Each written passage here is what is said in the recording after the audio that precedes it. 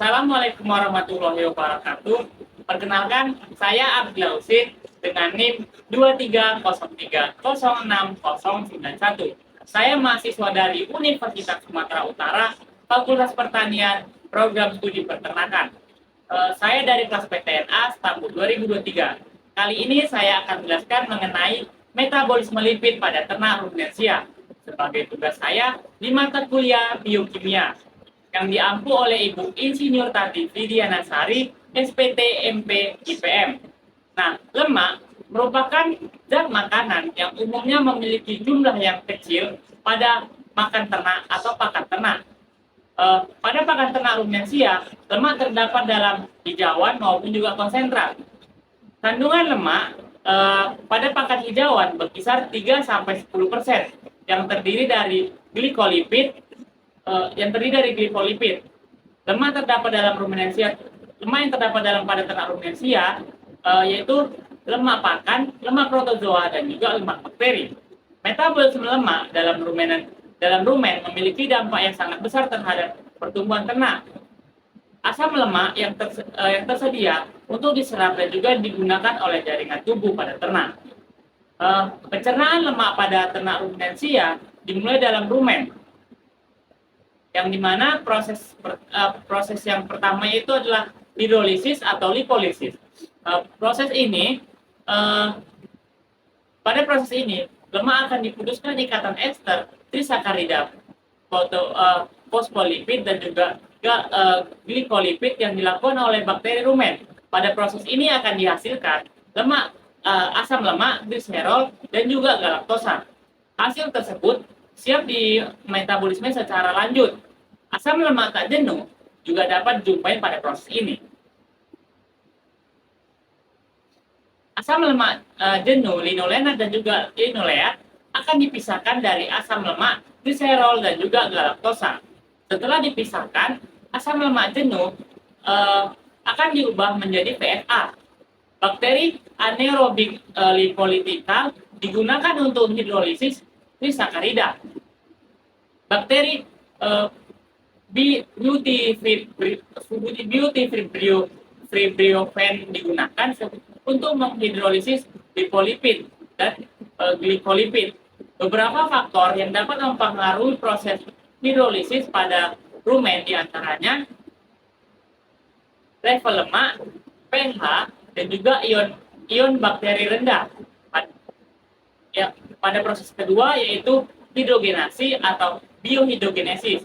Proses ini terjadi pada asam lemak tak jenuh hasil proses hidrolisis dalam rumen. Terjadi isomasi dari ikatan cis menjadi ikatan trans.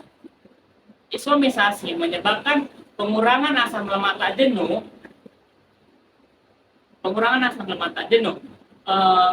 Biooksidasi menyebabkan lemak esensial rusak, namun ternak tidak mengalami diferensiasi.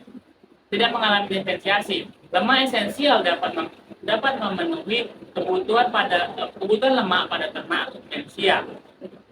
Kebanyakan lipid pada ternak ruminansia akan masuk ke duodenum sebagai asam lemak bebas dengan kandungan asam lemak jenuh yang sangat tinggi atau tinggi. Lemak akan diserap oleh duodenum. Asam lemak rantai pendek hasil hidrolisis akan diserap oleh dinding rumen. Asam lemak rantai panjang akan masuk ke dalam epitelium dan usus halus. Pada usus halus, lemak atau lipid akan disintesis menjadi gliserida dan asam lemak oleh enzim lipase. Asam lemak C14 membentuk trihasil gliserol dalam epitelel usus. Trihasil gliserol, fosfolipid dan kolesterol akan membentuk glomikron. Sintesis asam lemak oleh mikroba rumen adalah proses biokimia yang terjadi di dalam rongga perut atau rumen pada hewan ruminansia seperti sapi, kambing dan domba. Dalam proses ini, mikroorganisme seperti bakteri dan protozoa mengkonversi karbohidrat dan protein yang dikonsumsi oleh hewan menjadi asam lemak, yang kemudian digunakan sebagai sumber energi dan nutrisi. Mikroba rumen mengkonversi karbohidrat menjadi asam lemak melalui beberapa tahapan. Yang pertama, karbohidrat seperti pati dan juga selulosa dihidrolisis menjadi glukosa dan fruktosa.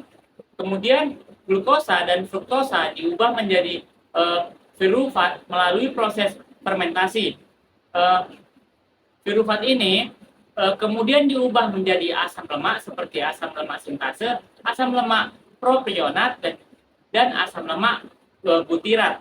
Melalui proses sintase yang dikatalisis oleh enzim mikroba rumen, asam lemak yang dihasilkan oleh sintase mikroba rumen berperan penting dalam metabolisme hewan rumensia. Mereka juga digunakan sebagai sumber energi dan nutrisi, serta membantu dalam pencernaan protein dan karbohidrat. Sintesis asam lemak oleh mikroba rumen juga mempengaruhi kualitas dan kuantitas produksi susu seperti pada sapi perah.